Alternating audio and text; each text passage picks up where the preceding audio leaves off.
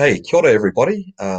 We'll give it a couple of minutes while we wait for teachers and students to arrive. But in the meantime, no mai haere mai ki te whare mate hiko o Dockage Schools. Welcome to the digital home of Dockage Schools post COVID. And while we would love to be showing you these films in a theatre, I think we've done pretty well to get them up on screen via links for you. What do you reckon, Alicia? Oh, definitely. Look at us, we're here. um, Today we have yeah, Influence, and we'll be expecting Nikki Muir from Kamo High as well as the Ray Foundation.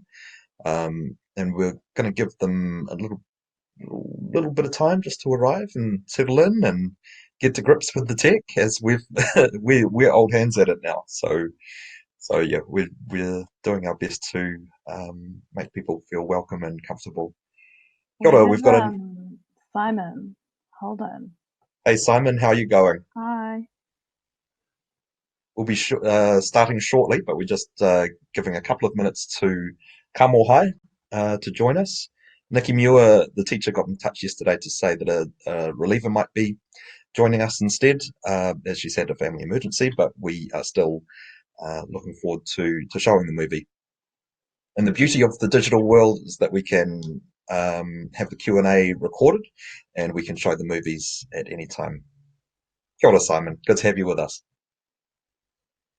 So as a media studies student and a media studies teacher, I've really enjoyed watching Influence. It's cast a whole new light on how um, information around advertising, around public relations, etc., has a real political influence and outcome for people around the world. And this is kind of a reveal all, tell all story about how things have been manipulated in the background for years. So we're very excited to share this, particularly with media studies students and media studies teachers. First and foremost, though, would like to thank the Ray Foundation for making all of this possible. A very brave move to trust us with getting everything from theatres to online. Although your trust has been well founded, we're going really well. We're getting lots of great feedback about not only the movies that we're showing, but the accessibility and the flexibility of it, of this program as well. So yeah, we're doing well. A few kick bumps in the road to start, but we're good now. Now, Simon, if you haven't logged in and signed up on the actual website now, Alicia, can you post the link to the movie in the chat box? And if you want to click on that and just push play now to test if it plays, uh, if it comes back with a sign up message, we'll walk you through that and just let us know if it's playing okay for you. In the meantime, though, Alicia, what are your initial thoughts about Influence? Was it a new piece of information for you, or was it something you already knew about or suspected? It was new information for me. I don't think I really thought about political marketing and PR campaigning. One of the things that stood out for me was someone who was talking about weaponizing the media, and honestly, as someone who is in this industry, someone who is a creator, yeah, it really opened my eyes to like how responsible we have to be in what we're doing, and some of the major negative consequences if you're not genuine and careful. um yeah, so yeah, it kind of made me feel a bit funny about the fact that politicians and media companies from a different country can be influencing us.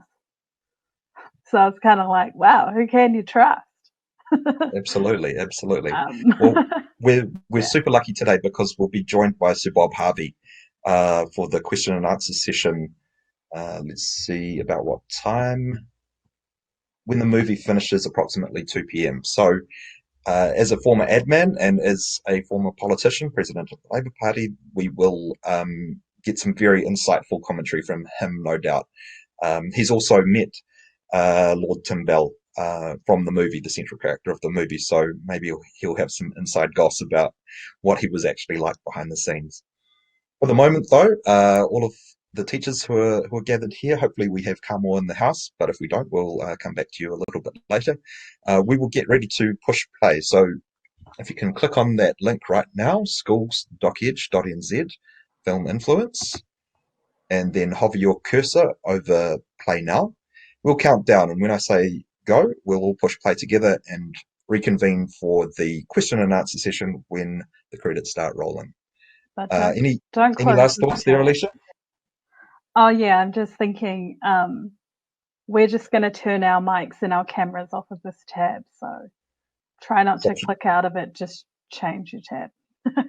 That's right. So keep the Webinar Jam tab open and we'll play the movie from the website.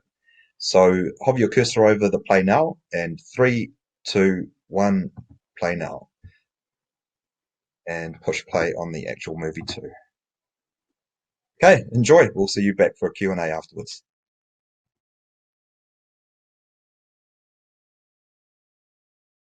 I think it's an extraordinary documentary. I think it's an extraordinary insider look to the manipulation of political, I guess, PR on a global scale.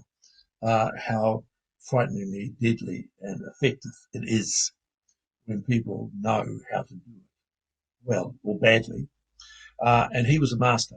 He ran Saatchi's in the UK. He made one of the most successful advertising agencies in the world. And I met him twice. I was very interested in tying up with Saatchi's in New Zealand. So I went to see him and we really we clicked. He took me to a very expensive restaurant and in London, which was quite nice. It was a very old restaurant.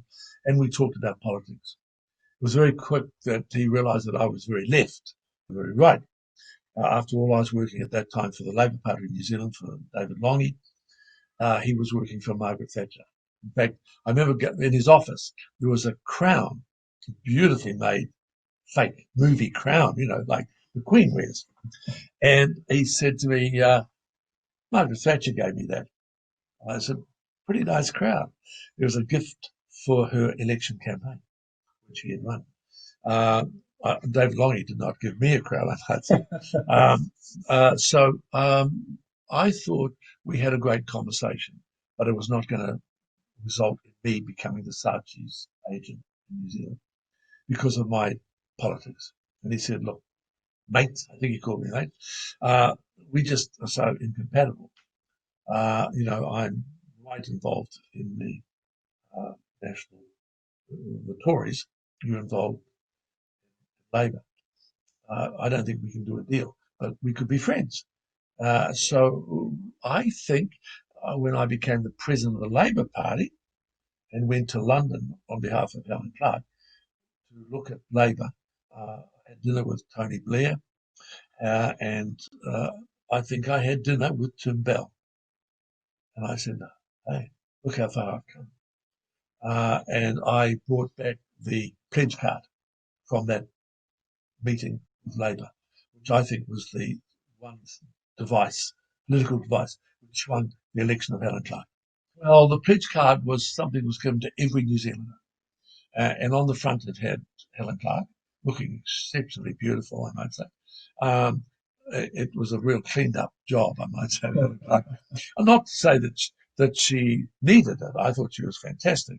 But, we had problems with her perceived personality.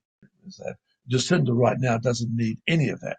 But Helen Clark certainly was adamant that she wasn't getting her teeth repaired, for instance. And I remember Chris Carter and I, and a couple of others said, Helen, can we just... So we put a new set of choppers in, and she looked fabulous. And she didn't care.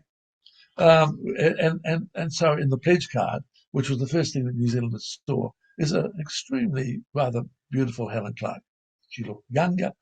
Not that she did, She was very well groomed.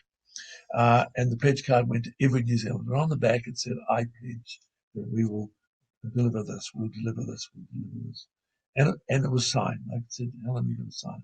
And she did. I think it was the first kind of human contact that New Zealanders felt they had with Helen Clark. And that had been missing since the David Lange days of a Prime Minister that they felt they could touch, feel, and it was very important. I think all New Zealanders right now feel that Jacinda is someone they know. That if they saw Jacinda pushing a trolley in the supermarket, they could say, Jacinda, how are you? That's what happened with Helen. People would feel very, very good about that. They never felt that with Jenny Shipley. They never, I don't think, saw Bolger.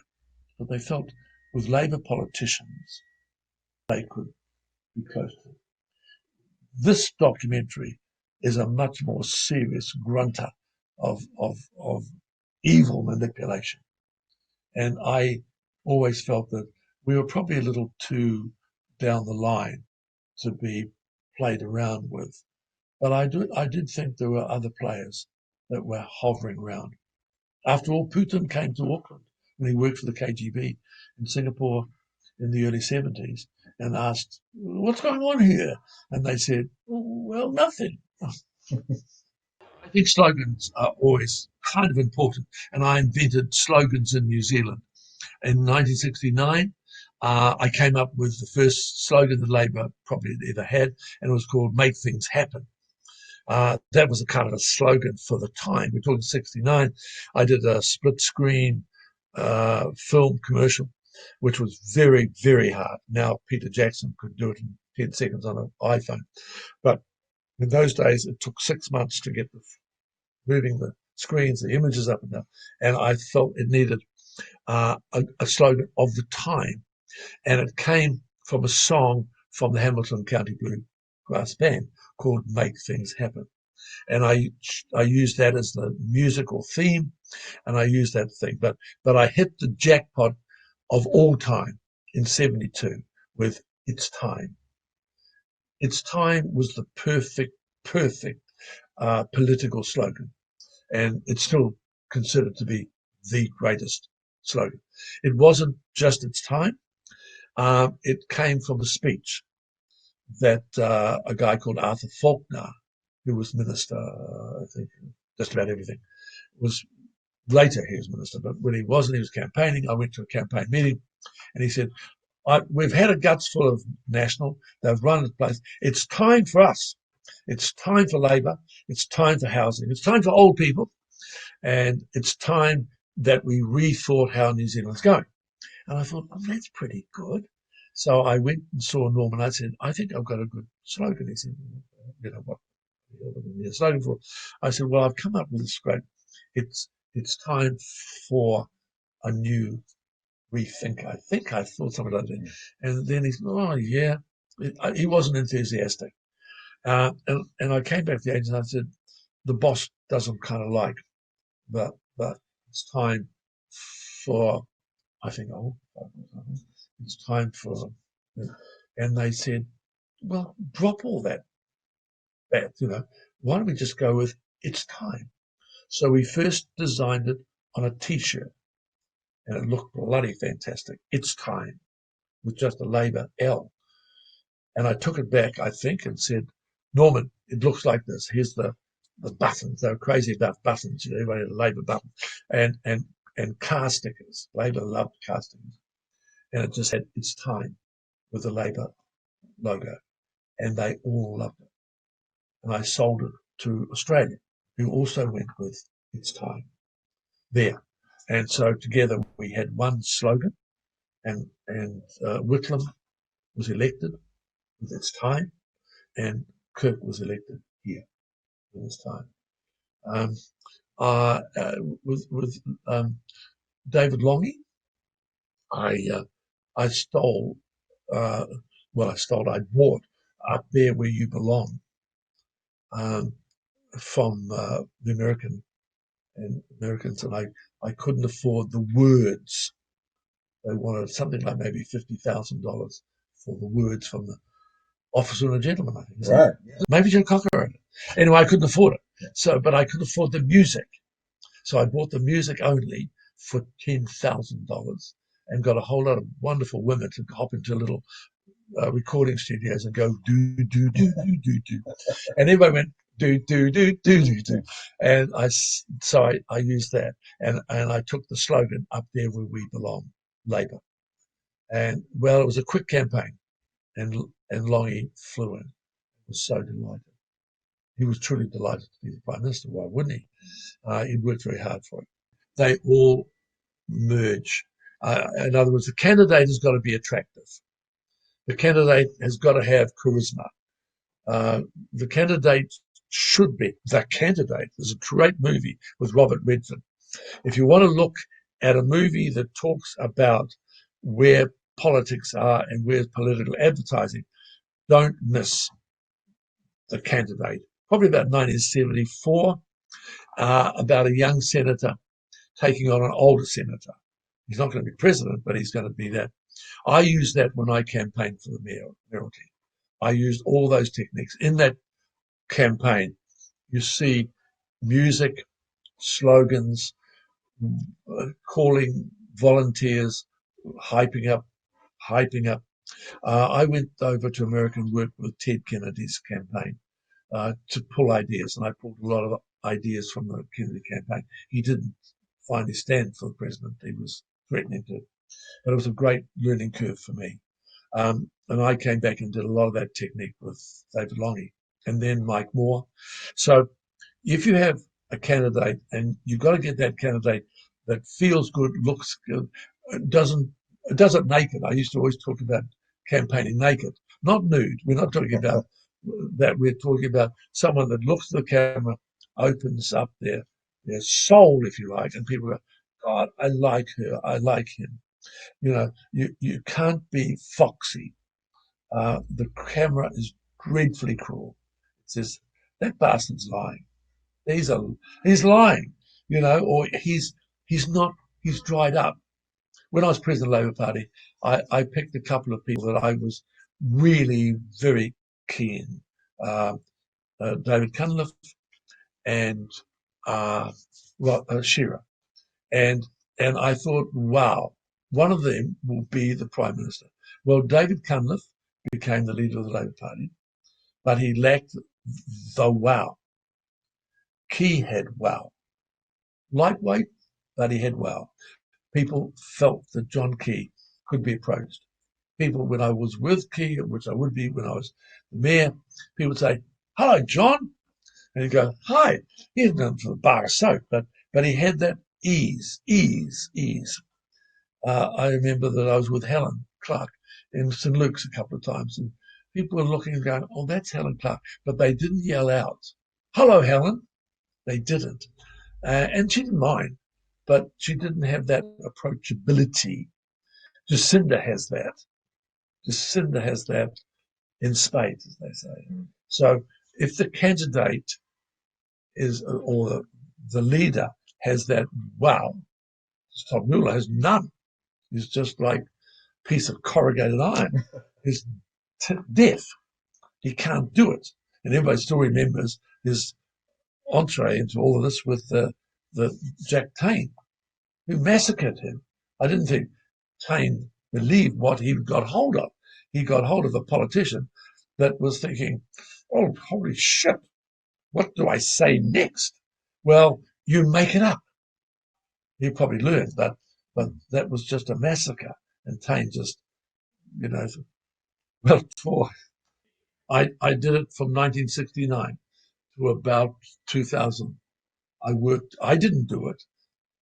I worked with a team that did it. Media training, it was so important. But it's elusive. If the politician doesn't work on camera, you are in terrible trouble. The camera, I've always felt, you know, the lens will see you in favourable light, in power.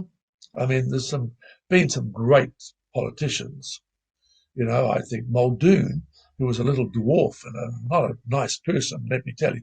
But my God, did he work on television? The camera adored his little and his little cheek, and he was a dreadful man. I think he's a dreadful bloody man, and I'm sticking with that. But boy, the camera liked him. The camera did like David Lange, really liked him. The camera loved Bill Clinton. The camera loved Tony Blair. Just, they just zing. The camera loves Jacinda. Why? Because I think they spot a kind of something else. And if you don't work, if you're clunky and clumsy and you don't flow, then the audience will go, well, I don't know about this. If they think you've got darty eyes, that's really what we train people. Look at the camera, open your body, don't cross your legs, don't close off, be relaxed, all that seems, but most people look at a microphone and think, holy hell, what am I going to do? They look at a camera and think, oh, so you've got to have a flow, so you sit down. Look at how good interviewers often will do things. They are very open. What do you want to see? And that's what television is about. What do you want to see? Look, change, the greatest example was David Lange, who was an enormously large man. Then he had a stomach operation and reduced himself down to a smaller man, but the smaller man still missed the larger man. And so he was always covering what used to be an enormous body with his coat. And we had to get him to lay back and look at the result when he goes to Oxford and he just stands there against the rail and you can see a line going right down his body. And he's open to the interviewer. And that's what good media training will do. Never be stuck. Never be stuck in limbo, no matter what the question is. If someone says, did you kill your dog? The politician's got to say, yeah, but he deserved it. In other words, you know what I mean? Like, you can't look at the camera like, oh my God, he knows I killed my dog. You've got to quickly say, I only give a dog one bite. And you go on. But if you get trapped in the headlights, you're doomed. Yeah, they set people against people. New Zealand has got a decency about it. But I was on the receiving end of what was called the Dancing Cossacks in 1974. Muldoon's agency was very clever.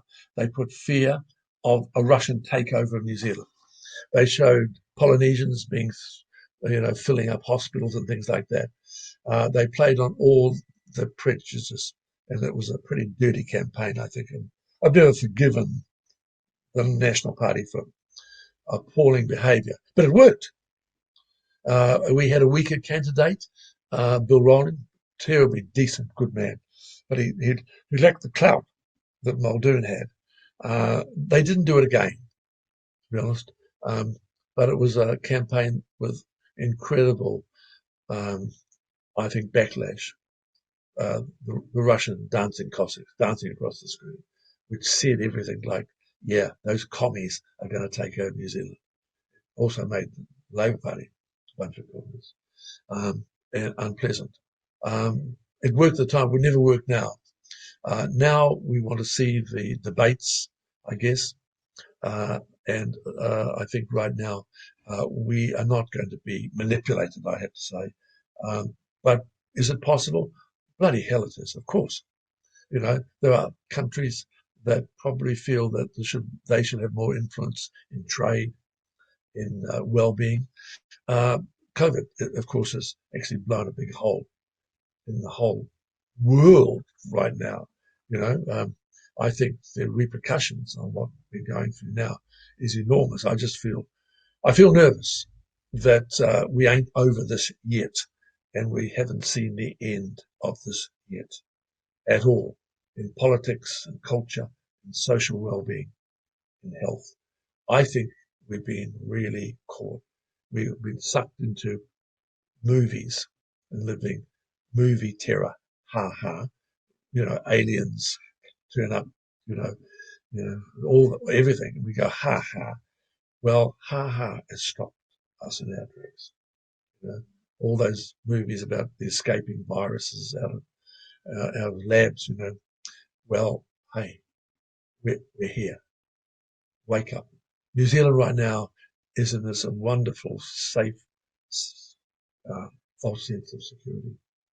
I am truly concerned, but I think we're okay.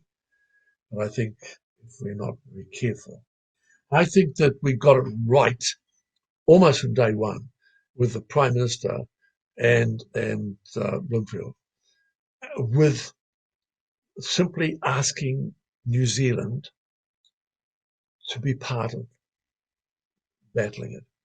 And I think New Zealanders will do anything if you ask them, and nothing if you tell them. So I think that the ask, not begging, but say, look, we're in this together. And there's a lot of shit coming down the line. I'm sure that our viewers know that. There's a lot of shit coming down. And we could die. We could really die, not just get sick. And so we went, okay, but it's survival. I think that's dropping off a bit now because there's some lunatics in politics in this country who would open everything. I think they might have woken up in the last couple of weeks. This hasn't gone away in America or South America. This hasn't gone away, folks. It's killing 1 million people. It's deadly. It isn't fun. And so stop this bullshit about opening borders and come, it's okay. Have a little trot out, mingle. Me, I'm super cautious. I'm also an old guy. And so I think I'll survive. Don't we all? I think if I was on the Titanic and was sinking, I'd think, yeah, I'm going to survive. I can swim. I get in the water and find it's icy. You know what I mean? So we all have this survival mode. I often think, I'm on a jet airliner. I'm going somewhere and the pilot says, we're going to crash. And I think, oh, I'm okay. I think I'll jump out because I've seen movies where people jump out of planes, and all that. And I've heard newsreels. So we have this kind of like, I'll be okay. Well, you won't be. Wake up. If this gets out here, forget all those bars and cafes and those mingling and all that crap and those Sky City dances and bullshit. It's called deadly. And I think we did so well, 5 million people in a team. And now we're a bit bored. Go, oh God, do I have to do that lockdown again? Well, yeah, you just might, So, it's called, don't take this mean little bloody thing for granted. Well, be suspicious and be critical and join a political party, whether it be Greens or Māori Party or Labour or National, I don't care. Take part in the political future of New Zealand. Everything is political. Believe me. Getting a coffee is, I think, a political statement. I think, joining a local council, protesting about things that you think are wrong, traffic, health, education, speak up and speak up loudly. Be part of your community and be political and don't be ashamed. Don't be ashamed of sexuality, of diversity, of colour. Don't be picked on. Don't be bullied. Don't stand. The whole thing that goes on in schools, in colleges, in the workplace. Those things are over. And be brave, be courageous, and be part of your life. I said to my wife the other day, we've been married a long time, what do you think your last words will be? She said, what the hell are you talking about? I said, well, hey, in the next 10 years, we might have that opportunity to have the last words. She said, I'd say, what a gas. I thought, not bad. It's very dated, but we're talking about 50 years being married. She said, what's yours? I'd probably say, is that all there is? Thank you.